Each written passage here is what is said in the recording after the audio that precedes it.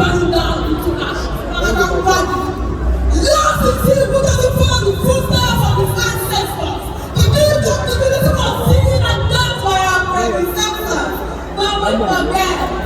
None of them have to be your job. Itu Francis Aguilera. Itu Roiga Chopaniacho. Adapa Amanda. None of them have a Guamu. Chimbereopo.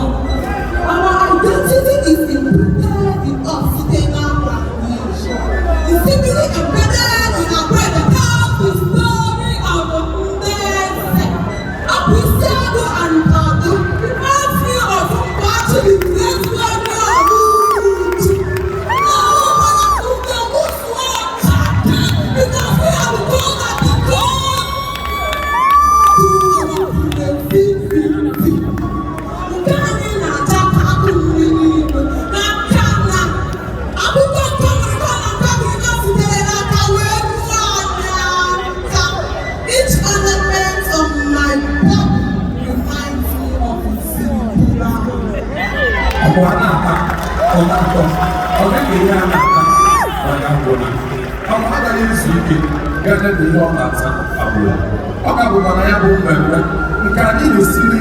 egosipụta ihe anyị ji akọnuche chi anyị nyere anyị ewepụta maka ọdịbendị na-adịghọba ibe ha bụ ogiris na mgbanwe onye hụrụ bi azụ zụtara nna ya maka na ọ gaghị ji ya were mụcha mmanya tupu ya nwụọ anaghị ajụ ori ahụ ma azụ ọ na-adịkwa ya mma maka na nke bụ eziokwu bụ na na-amasị anya ọgọ nwaanyị akpọ ha maka na ama chisie wee dozie ụlọ mana ka anyị chetakwa n'obodo dị nwaanyị mma ka ọgwụ dị ebe ahụ akpọrọ obi atọ ụkọ gị ebe ahụ ọ gaghị agba ọzọ ya bụ ka anyị gba mbọ hụ na anyị kwalitere njirimara anyị ya bụ ihe anyị ji akọnuche chi anyị nyere anyị emepụta maka na anaghị ajụ ori ahụ ma azụ ọ na-adị ya mma ka anyị chetakwa na onye si ka ewepụ ji ka na-ahụ ihe n'ọkụ kedu ihe ọ ga-ahụnye n'ọkụ karịa echi onye nne na nwata so gote ejula adịghị mma ka ọ gọma ahịa ụbọchị a ga-eri nkere aga m akpabiri anyị